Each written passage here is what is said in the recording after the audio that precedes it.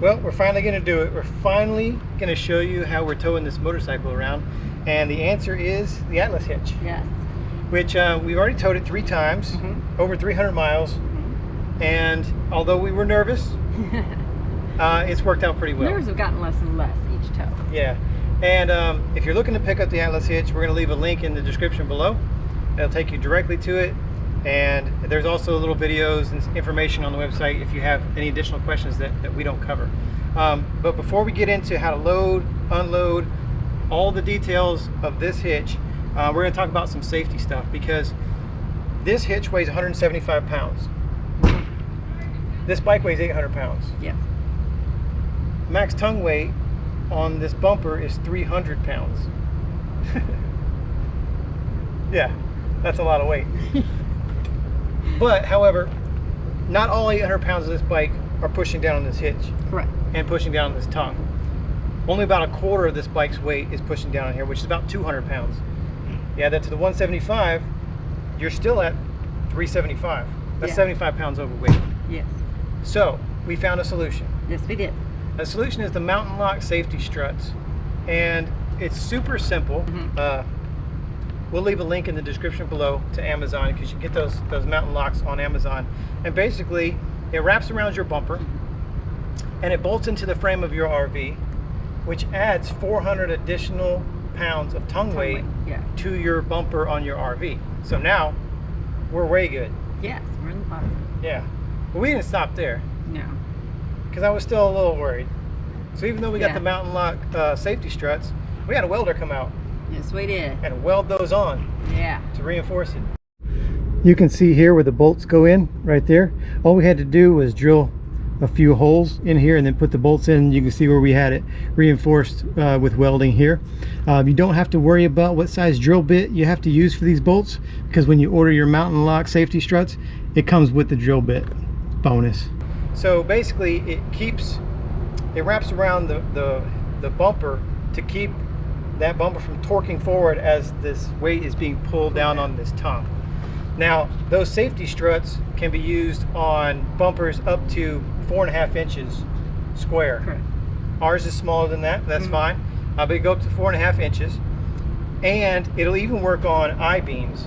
So if you have an I-beam bumper, it does have little fittings that will increase the length of those bolts so that it'll fit securely on an I-beam. I would not recommend adding a receiver to a bumper that doesn't already have a receiver. You got those 2-inch receivers that you can like bolt onto a bumper with like the U-bolts. Wouldn't recommend that, because if your RV manufacturer didn't put a receiver on your bumper, they probably don't want you to tow anything with it. And it's probably just going to break off, because if there's no receiver on there, it's probably not even going to tell you what the max tongue weight is, because they're not designed to tow. So just don't do it. The other thing I would say is I would not try to attempt this if you have a 1-inch receiver. I would not try to put a receiver adapter on it to make this a 2-inch hitch, because that's going to be your weak point, is going to be that adapter. And an adapter could fail. If the adapter fails, your bike goes bouncing down the road. Another thing that we did was we checked with our manufacturer. We recommend you doing that. So we did check with Alliance and we're good to go. Yes.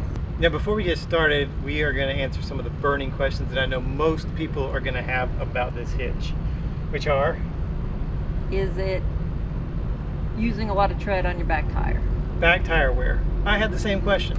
And I talked to John, the guy who designed this hitch, and the answer is no. Not as much as you think. Not as much as you think. Of course there's going to be wear because it's on the ground, but it's not any more wear than you would get if you were, for example, towing a vehicle behind a Class A. Yeah. Same because concept. You're in neutral, there's no torque, and so you're not putting a lot of pressure or wear on that tire. It's just hanging out.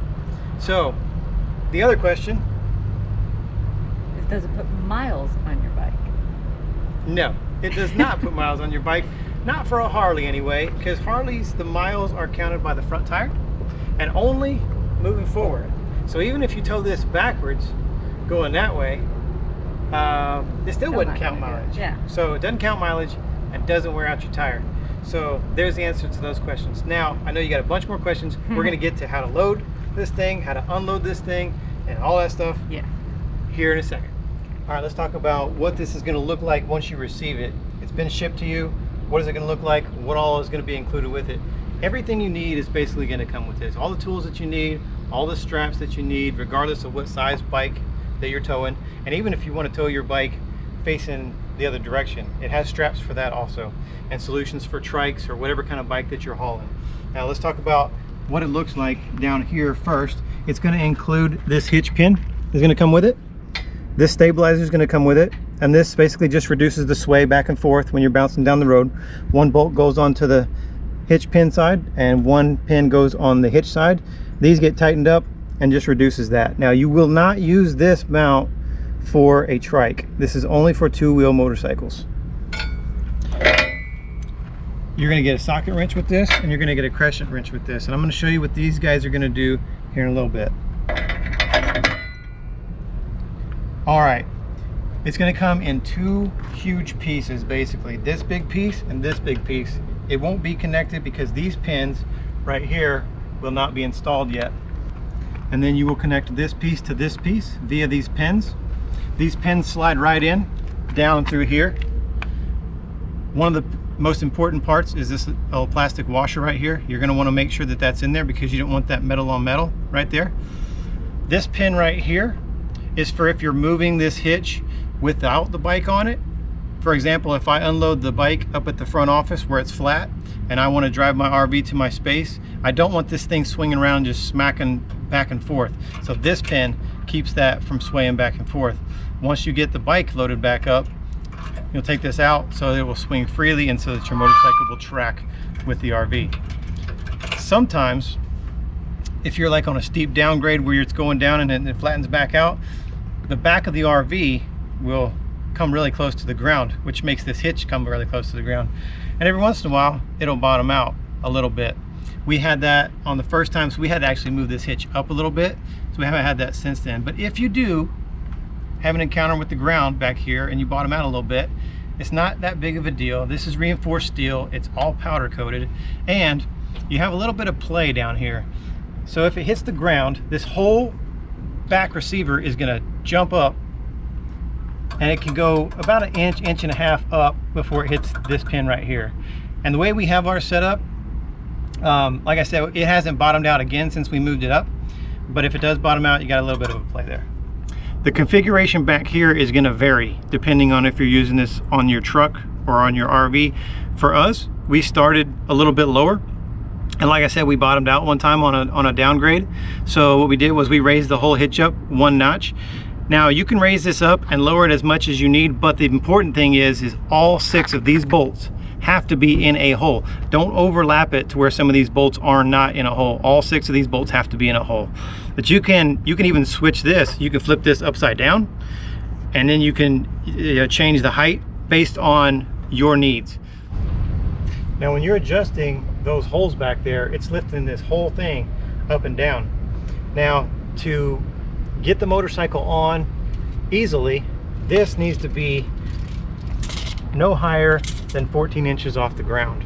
It can be any distance lower than that, but about 14 inches is as high as you need to go, because if you go too high, you'll never get the motorcycle up the ramp because the ramp will be too steep. Even if you put pieces of wood under here to brace this, that ramp's just going to be too steep. You're not going to be able to get your motorcycle up it. So this needs to be no higher than 14 inches off the ground. This is good information also for when you're unhooking, because for the most part you need to be on flat level ground when you're hooking up and unhooking the motorcycle, because if it's too high, even if it's on what you think is a generally flat area, if this is too high, you're gonna have the same problem when you're getting your bike off, because that ramp's gonna be too high and the bike's basically just gonna fall off of the hitch, and you don't want that. So what I would do is I would take my tape measure and keep it in the truck with me, and then as you're pulling into RV parks or RV spaces, you find a place where you think that you want to unhook the motorcycle, go ahead and measure this, and if it's higher than 14 inches, you need to move your RV to somewhere else until this is lower than 14 inches. Once this is lower than 14 inches to the ground, then you can unhook anywhere from there. All right, we're getting ready to load the bike. First thing you're gonna wanna do is make sure that your tire is gonna be centered once you roll it on. they made it pretty easy because there's a decal here that says tire center. So obviously that's where you want your tire to be centered on, right there. Now, the easy way to do it is measure the width of your front tire, and ours is about 5.5 inches wide. So that tells me that 2 3/4 of an inch is halfway. So what I did was I measured from this center line over to this plastic part, because that's what's going to sit up against the tire. So from here to here, that width right there is 2 3/4 inches. It'll be different for your bike. You just have to measure your tire and go half the distance. And then, so once I got half the distance, I'll measure from here to here. That's almost an inch. So that'll tell me where to crank these to get them the same distance apart, so that this thing is the same distance away from the edge all the way down this side. Once you get this one in place, you can pretty much leave this here forever and ever. And you open this one up, so when you put the bike in, all you have to do is cinch this one down, because this one's already snugged up, but you already got your tire centered. So once you snug this side, it should push it right in to the center line. Next thing to do is crank her down to the ground. You're gonna wanna make sure you crank it all the way down. So if you're between 12 and 14 inches, it's probably not gonna go all the way to the ground. You probably need a little piece of wood or something. But these teeth down here need to dig into something. They need to either dig into the ground or dig into a piece of wood, so that when you roll your bike onto it, it's stable. So we're gonna crank this down. Now, as you're cranking this down, you want to make sure that your bike is back a little ways. You don't want to bring this bike all the way up here, because as you're cranking this down, it's not only moving down, it's moving out. So if you got your bike too close to it, it's not going to be able to extend all the way. So you got to move your bike back just a little bit. All right, these are just hooked on here, so when we're transporting, they're not dangling all over the place. So what's going to happen is take these down, and then you'll bring this ramp down. This is the ramp that your bike's going to roll up. So you'll flip this down like that, get these pulleys pulled off to the side like that, and the most important part is up under here. Make sure that these are crossed at the gold ring. If they are going straight, that's wrong. You can do this one of two ways. Either you can just roll the bike, you can straddle the bike and roll the bike onto the hitch, or you can drive the bike onto the hitch. If you're on gravel like this where you don't have good traction, or if you're like on an incline, you might want to ride the bike onto the hitch. Or if you have someone here to help you, you can have them help you push the bike onto the hitch. And the same with getting it off. If you're on gravel and you don't have good traction to get your feet dug in to get that push off, you're probably going to have somebody help you push that bike off the hitch, especially if you have a heavier touring bike like we have. So let's get it on.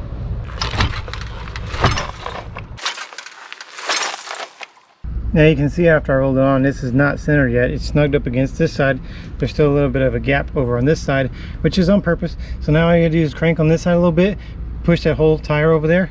And as Leslie's doing that, I'm gonna be just kind of moving the tire, left and right a little bit, just so that tire will slide that way more easily. She's not cranking the whole weight of that thing that way on her own. Now, we started a little bit further away just for demonstration purposes, but if you know how wide your tire is and you can get those pretty snug before you roll your tire on, this could be a one-man operation. You could roll this onto the hitch and just get off the bike. If this tire is tight enough, you can just get off the bike and you can see the bike standing up by itself. The kickstand's not down, the bike's just sitting on the hitch, and it's not gonna fall over. So, but I will get back on the bike, move this around a little bit as Leslie cranks that one side in. But you're going to make sure that you're cranking these evenly. You're not just cranking one, because all that's doing is moving the top. So you got to crank this a little bit, then crank this a little bit, then crank this a little bit, just to kind of keep that whole plate moving together to move that tire over to the center line. With this hitch, you're going to get several different straps of different lengths and different widths. Some of them are so that you can tow your bike in the other direction. Some of the straps, if you're towing your bike in the opposite direction, are to keep the handlebars straight. Not going to go into that because we're not ever planning on doing it that way, but you can, and all the straps are there if you want to do that. The hardest part about this whole setup is the first time that you do this, you don't really know what size straps you're going to use yet, so you got to kind of do trial and error, and the only way to try it is to put the straps on and crank it up and if it's not tight enough, you take it down and you do a different strap until you get it as tight as you need it. Once you figure out which straps you're going to use all the time, then you're good. And what I did was, in the order of length of the straps, I numbered it with the Sharpie. So these are the number 2s and these are the number 3s. So the number 3s are a little bit longer than the number 2s, and the number 1s are super long, and the number 4s we're probably not going to use, because again, that's for towing backwards. But so for us anyway, we use the 3rd longest strap for the forks, and then we use the 2nd longest straps for the frames, and I'll show you how that works. Just take one of these straps and put it through here, back into itself, and down the front side of your fork. These are soft straps, so you don't have to worry about it messing up your chrome or anything on your bike. So that strap is on, and you're going to take this ring right here that's attached right underneath the logo, put the strap in there, and you tighten it back down, and tighten it back down finger tight is enough. You don't have to crank this down. I will mention that you have a crescent wrench that's included with this, and the reason that you get this is because sometimes, even though you only tighten these finger tight, bouncing around and all the tension that it pulls on, sometimes it can get these really tight, so you need this crescent wrench just to get them back loose. This one's going to be a little more difficult to see, but I'm going to put this strap right on this floorboard mount that's hooked right into the frame right there, and I'm just going to double it over to where the 2 openings are right here underneath the front part of the floorboard. Now, it's important here that this cable runs up on the top of these 2 bolts and comes right into this pulley, outside the pulley, and then back underneath that ring where they cross. If it's crossed over like that, that's not going to work, because these cables are going to cross and they're going to rub on each other. So you make sure you flip it back this way and then hook it into the straps. I'm going to do the same thing on the other side. All right, now it's time to cinch up these cables and basically pull this bike in tight to where it's not going to bounce out of this hitch when you're going down the road. There's a little crank right here and a little latch right here. You want to make sure this latch is moved forward, so that way when you're cranking on this, it's going to catch on those teeth as you're cranking it up and as this cable is getting tighter. The first time that you do this, what you're going to want to do is you're going to want to support these cables, and you're going to help like walk them in as you're cranking over here and tightening this up, because you got to basically, these cables are brand new, so you have to train these cables to fit your particular bike. Now, if you ever pull with a different bike, you might have to do this again, but once you do this the first couple times on your bike, those cables should be trained and they should be able to go in on their own without doing this. But for the first couple times, just make sure you help walk those cables in. And basically the goal of this is to try to get this pulley as close to this ring as possible without packing your shocks all the way down, because if you pack these all the way down, when that bike starts bouncing down the road, you're going to blow a seal inside of your shocks there. So now I just hand tightened it as tight as I can hand tighten it, and now that's where the socket wrench comes into play. The socket wrench fits right into here. You got to make sure you push the little button on the back for it to be able to go in and out of this hole, and then you're just going to crank it just a little bit, just a little bit, so you see those forks coming down a little bit, because what's going to happen when I crank this back up, it's going to compress those shocks and then it's going to release them back. And just like on this side with the cable running over the bolts, you got to make sure that it's good on the other side, and it is. And now while this is still on the ground, I'm just going to crank on it a little bit, and you'll notice that these forks start to compress a little bit. I'm only going to do that just to tighten this up just a little bit, and then we'll start lifting her off the ground. Cranking it, you can see the pulleys pulling it in, and you can see those forks starting to tighten up. I'm only going to do that a little bit. And now you crank it up. All right, as we're cranking it up, you'll notice that these forks start to compress a little bit more. They're starting to move down. That's why you don't want to crank it as tight as you can get it quite yet, because those are going to compress. And then about halfway up, they're going to start to decompress. While you're doing this, you're going to make sure that your motorcycle is in neutral, because if it's not in neutral, because again, this hitch is moving up and in, you ain't gonna be able to crank it, because that back tire is not gonna want to be able to spin. All right, now that we got the bike all the way up, we're gonna cinch this down a little bit tighter. You just gotta watch these forks and make sure they don't pack all the way down. If you get to a spot where you notice they're packed all the way down, you just gotta back this down a little bit Now, if you do get to that point where those are packed all the way down and you need to back it up, you can't just flip this up, because it'll just release these cables and it'll just go flying. So what you got to do is you got to put a little bit of tension here, flip this up just a little bit, and just loosen it one notch at a time until you get it to where you want it to be. But for now, we're gonna keep cranking on this and get it down to where we need it to be.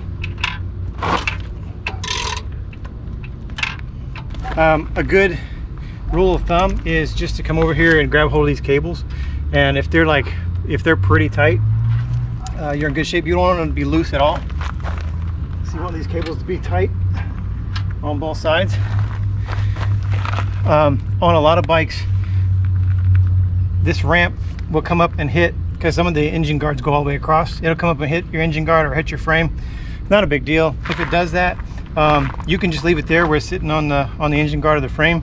It's not gonna rub or anything to where you're gonna be able to see any kind of a wear mark or damage. But if you don't like it, you just push that ramp down a little bit and it'll stay down. So the tire is centered and the bike is standing straight up and not on any kind of a lean.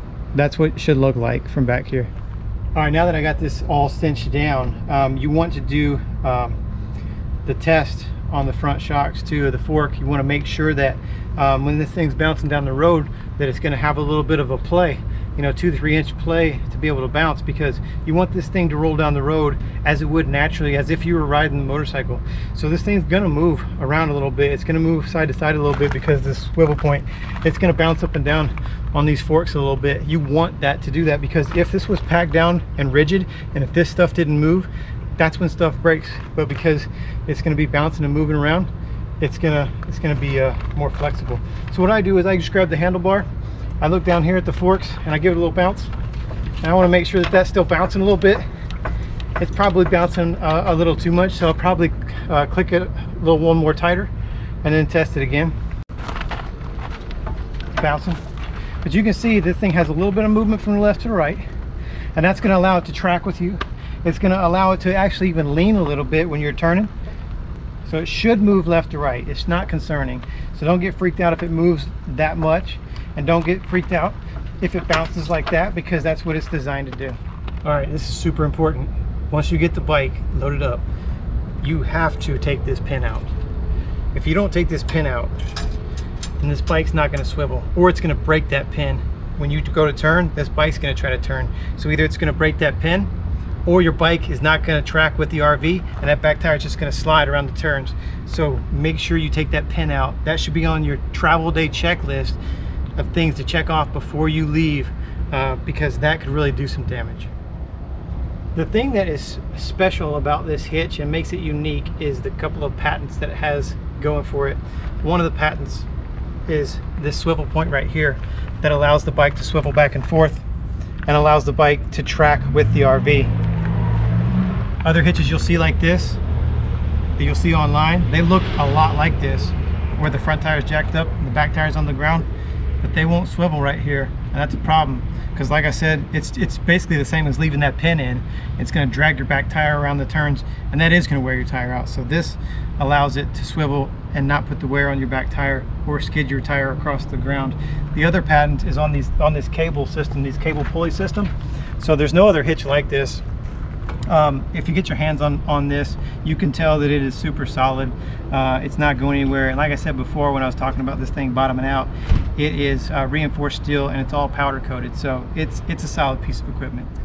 All right, when you're taking the bike off, you basically do everything in reverse, but I wanted to show it to you because it is there's a pretty technical part to it. What you want to do is, first you want to loosen this a couple of teeth. That's just because as you're cranking this back down, again, it's going to compress those forks and then it's going to release them back. So if you got this already pretty close to bottoming out on your forks, as you're cranking it down, you don't want that to pack your forks all the way down. So you just release the tension of a couple of teeth just to let those forks go. That way when you're cranking it down, it can do its thing without packing those forks all the way down. And just to show you how easy this thing is to put down, we're going to have Leslie crank her down to the ground.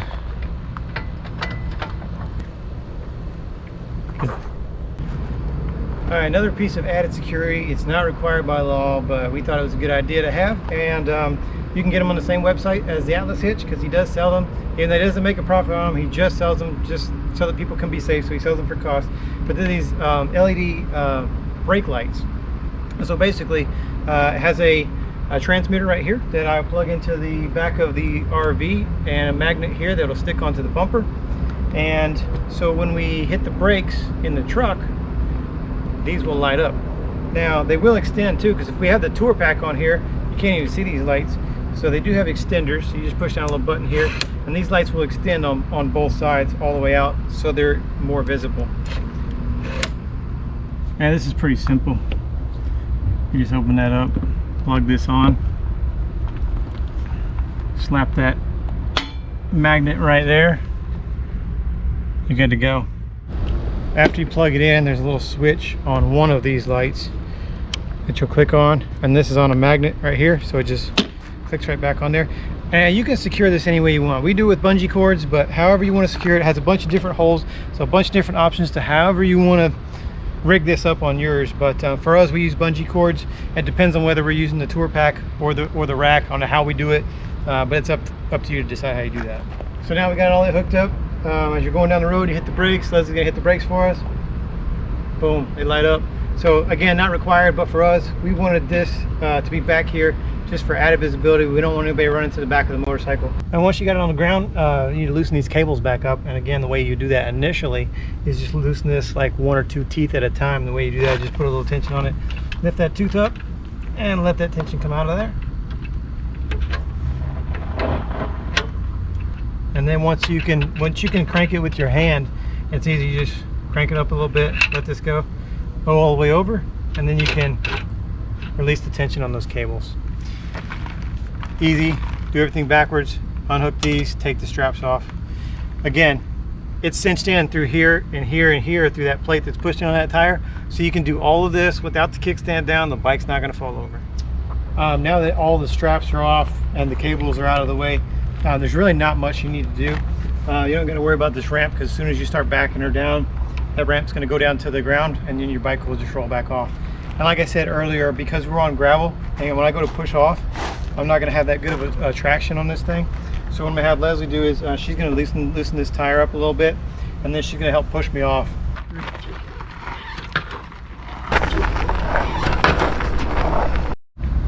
Now the way I store this is, when we're done, first thing is you want to make sure that these rings are not all the way closed up, but at least closed up to where they're not going to come off of here, because you don't want to lose these. These are important. So all you got to do is basically just flip this ramp back up, and then you can hook these guys up here on one of those rings, and basically it's stored. Now if you're going to move the RV without the bike, again, put the pin back in, but if you're not going anywhere, it's really not that big a deal. You can just crank this back up and just leave it on the back of your RV. Another thing we wanted to mention was the tire pressure monitoring system that we have for the motorcycle, because this thing is 40 feet behind us. Yeah. And we can see it with the rear view camera, but if something catastrophically fails, we're not going to know about it right away. So we got it's called Psychic, the tire pressure monitoring system. It's specifically for motorcycles. Yeah. So we keep the transmitter in our truck, just like we do with the RVs, tire pressure monitoring system. So that way, if something happens, we have like a extreme loss of pressure immediately. We'll know about it really quickly, and we can move off before this tire totally destroys the motorcycle. Yeah. So I definitely recommend, if you don't want to get that brand, I definitely recommend getting some kind of tire pressure monitoring system. But if you want the one we got, we'll leave a link in the description of the video. We got ours on Amazon. I don't think it was terribly expensive. No, less than 100. We just showed the fifth wheel. It'll work on your Class A, it'll work on your truck, it'll work on anything with a 2-inch receiver. And actually the only thing that you need to reinforce is on a fifth wheel, because on a Class A or a truck, their tongue capacity is enough to where you won't even have to do that. More than enough. All right, we haven't talked about it yet, but now we're going to talk about the pricing of this Atlas Hitch, which is $17.99, and that includes shipping. Yes. Which is great, because this thing weighs 175 pounds, so that's a pretty good deal. Yeah. Anywhere in the continental U.S. Yep. $100 off if you're a veteran, so make sure when you check out, you let them know that you're a veteran. and you'll get $100 off. That's just for the hitch. That doesn't include if you buy extra stuff. That's just if you purchase the hitch. And those prices are subject to change, of course, because the raw materials of this stuff could change. Yes, in our time right now, if everybody knows, even in the lumber world, everything is changing constantly. Yeah, but for now it's $17.99. Hopefully it'll stay that way and stay at a good price for you. What I really like is that you don't have to buy any extra crap. It comes with all the tools you need, all the straps you need, everything. You don't have to figure it out. That's exactly. And there are some extras. So if you decide to get the mountain lock strut supports, or the light systems, the mount for the light systems, if you decide to have a welder come out, you know, all that stuff, the tire pressure monitoring system, which you should get. If you do the whole setup like we did, you're in for just over $2,000. Barely over.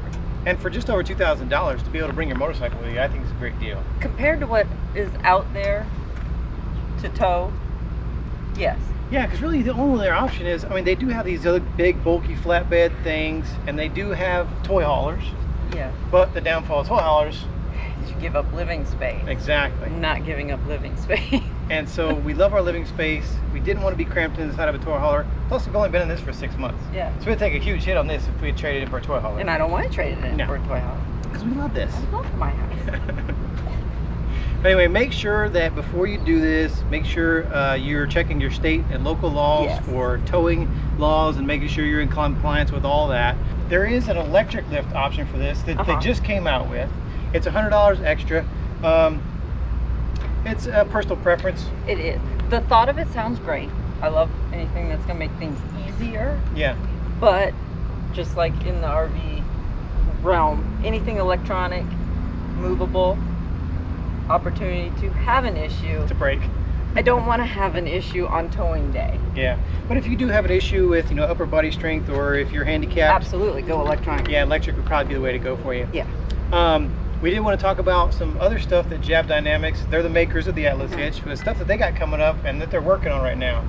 Some cool stuff. Very cool stuff. Cool. They're working on a hitch that's going to be for like medium-sized bikes, like enduros or sport bikes or dirt bikes. Dirt bikes, yeah. They are also working on a hitch that will tow 2 motorcycles. Yes, we got to actually see the prototype. We did, and it was very cool. Very intriguing. If I rode a 2-wheel bike, I would be interested. Mine was a 3-wheel bike, so it wouldn't. That option wouldn't work for us. But that would be awesome. So just keep checking back with Jab Dynamics. Again, the same link in the description that you can get this hitch. You can keep checking back if you are in that category where you're wanting to tow dirt bikes or smaller bikes. Check back, and there's going to be a hitch for you. Bike. Yeah, there's going to be a hitch for you coming up soon. Yes, there's a hitch for everyone. That's right. Well, we appreciate it. We're loving the hitch so far. It's meeting our needs, and there's nothing really else like it on the market right now. No, it's unique. It is getting a lot of attention in the parks that we've had it in so far. It is. And we are going to do updates as we go. Yeah. Probably like a 6-month update, a 1-year update. So if you're kind of leery about it, it'll give us a few months, about 6 months from now, we're going to do a review and tell you all about it, how we're still liking it, if we're having any issues, etc. And like we do at the end of all of our videos, we're going to honor a fallen hero. Yeah. If you want to get involved with helping us help veterans out on the road, everything you need to know is down here in the description of the video. We appreciate you watching, and we will see you next time. Bye.